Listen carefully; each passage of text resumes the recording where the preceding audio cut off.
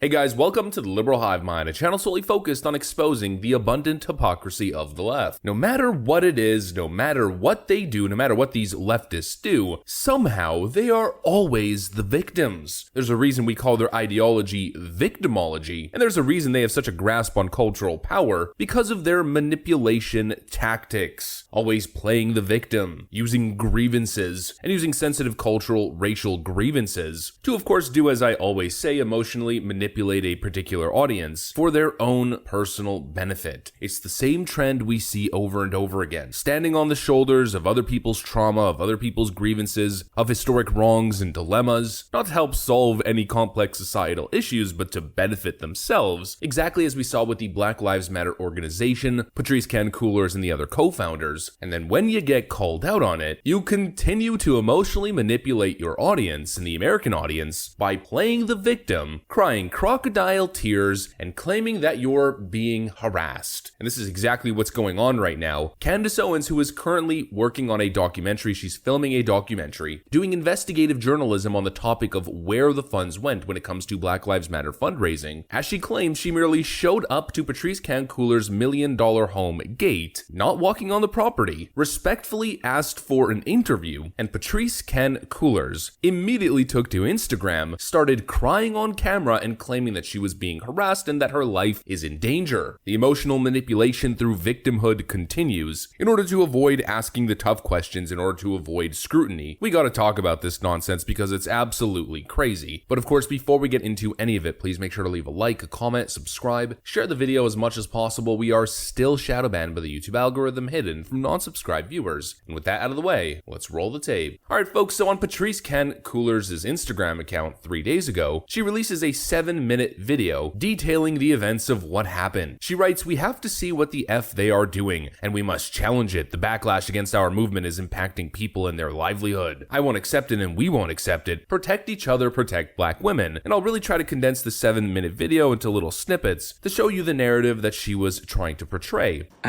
This morning I woke up to Candace Owens being outside of my house with a news crew. She was demanding that I come outside. The fact that she's came outside my house and demanded things, harassed me, is unacceptable. It is unacceptable. I'm begging and pleading with all of you all to pay attention to what's happening to me and to many other people. I'm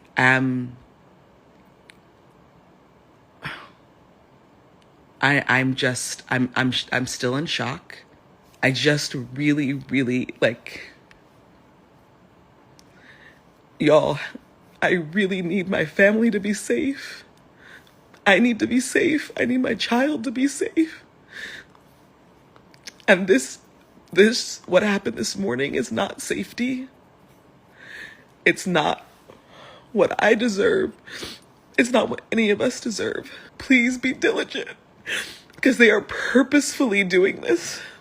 They are purposefully building a wedge between black people. And so they're literally trying to destroy us. They're trying to destroy me. They're trying to destroy the movement. I love y'all so much. Pray for me, pray for my family, and pray and check on black organizers. And so Candace Owens, who I believe is pregnant right now if I'm not mistaken, yes, pregnant Candace Owens, who's expecting her second child, shows up to Patrisse Khan-Cullors' gate on a public road, not on private property, and asks Patrisse Khan-Cullors' security guard if she can get an interview. She is then rejected and filmed, to which she receives no response from the security guard. I'll show you guys what Candace said later. And then Patrisse Khan-Cullors is claiming that this is some sort of massive danger to her, starts crying and playing the victim immediately. And I just don't get it. And seemingly even some some people in the Instagram comments are feeling the same way. This user writes, Patrice, ain't Candace pregnant? Why are you crying? You're taking this a bit far. I don't like Candace, but girl. How is Candace Owens showing up to your house, asking for an interview, requesting to ask questions, a threat to your life, especially if she never even stepped on your property, is completely unarmed and is pregnant? What this is a defense mechanism. Patrice Coolers does not want to face any more scrutiny. She doesn't want to answer questions. She continues to hide, just like everything else that we've seen with the Black Lives Matter organization. All of the funneling cash through different organizations, the purposeful intent that we've seen to hide and mask money, the alleged money laundering schemes. The question is, why is Black Lives Matter and the founding group so intent on hiding information, hiding from the press, hiding from questions? And why is their immediate response to play the victim and to get hyper defensive when merely subjected to basic journalistic norms? You know, Candace Owens didn't dox Patrice Coolers like we see leftoids do all the time. Candace Owens didn't show up with a mob at her house, chanting and screaming and vandalizing her property. Candace Owens, very privately, showed up on a public road and respectfully asked for an interview. Here's her side of the story. Okay, so this is insane. In real time right now, I am watching Patrice Colors do a live claiming that I went to her property and demanded to speak to her. And she's, I only way I can describe it is she sounds like she's really scared. We're working on a documentary talking about all of the funding pertaining to Black Lives Matter. Obviously, we know that Patrice and a lot of the founders purchased $1 million homes in white neighborhoods. They also purchased a Black Lives Matter property. So we went to the property and asked if there was anyone that we could speak to, very politely, by the way. We've got cameras in tow, so there's no way she can, it's all on camera. And we just said, is there anyone we can speak to? Nobody asked us to leave. The person went inside. It was just a white man that we saw outside that was providing security, which is super interesting because obviously Patrice here is anti-police. And so she's, oh my God, I think she's crying on this live, pretending that she was harassed. We, like I said, very politely to the guy, is there anyone we can speak to?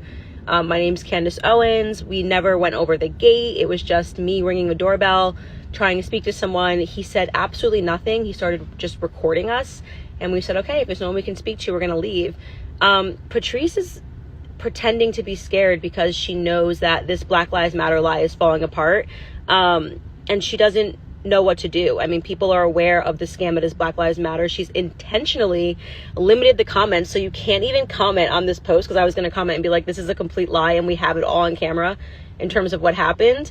So what you are seeing right now is the face of a woman who is pretending she's afraid of right-wing pundits when in reality she's being exposed as a fraud. Now, clearly both sides don't exactly match up, but Candace Owens is working on a documentary, so eventually the truth is going to come out. She has the whole thing on video. Clearly they recorded the entire interaction, and the question is, why would she be willing to go on the record claiming that she did nothing, at least nothing even close to what Patrice Coolers is accusing her of, when the whole interaction was caught on camera? Not to mention, Candace Owens claims that Patrice Coolers' security guard filmed the entire interaction, that instead of responding to her requests, he simply took out his mobile phone and started filming her. And once again, the question is, if Patrice Coolers has the entire interaction on video, and she is making this claim that Candace Owens came out demanding that she speak with Patrice Coolers, and that she was such a grave threat, then why wouldn't she release the cell phone video that her security guard obtained? Once again, it shows you who is being honest and who isn't. There are clear patterns of behavior when someone is lying or someone is trying to hide the truth, and this is all we ever see from the BLM organization and their co-founders. And probably the most telltale sign is this constant act of playing the victim. Whenever these leftoid journalists or public figures get caught doing something unethical or something clearly wrong or even something criminal, the immediate defense is always, I'm the victim, woe is me, I'm getting all of these terrible emails and death threats, that's what they tell ya. Well, this is the exact same thing, and it's the same thing we continue to see from Patrice Coolers. Now that she's likely to be under investigation, or the BLM organization is under scrutiny for a mere missing $60 million, all we've heard from Patrice Coolers is not an explanation as to where the money is, but rather that tax forms for nonprofits are, quote, triggering.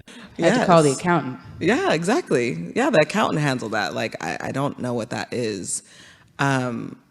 it is such a trip now to hear the word, the term 990s. I'm like, ugh, it's like triggering. Or that the only reason she and her organization is facing scrutiny is because of what it represents, or rather, the race of people that BLM purports to represent. As if the only reason they're facing possible audits and tax scrutiny is due to the color of their skin. I mean, give me a break, what a cop-out. Once again, emotional manipulation. Any organization that has tens of millions of dollars being funneled to it, or even beyond that, the national and global network that is purported to have had billions of dollars funneled through it, well, the least that you might expect from these charitable and fundraising organizations is a little bit of financial transparency. If you're collecting money on behalf of a charitable cause or a political societal cause, then the basic, bare minimum least that should be expected is a little bit of transparency as to where the money is going. And if all of these co-founders go from basic means to multi-millionaires and lavish real estate portfolios with an accumulated value of tens of millions of dollars out of nowhere during the exact timeline of all the millions of dollars being funneled into these organizations throughout the summer of 2020, and people asking questions or you providing basic transparency as to why and as to where the money is coming from, is not an attack on you based on your race. They're legitimate questions. But it's nothing but I'm a victim,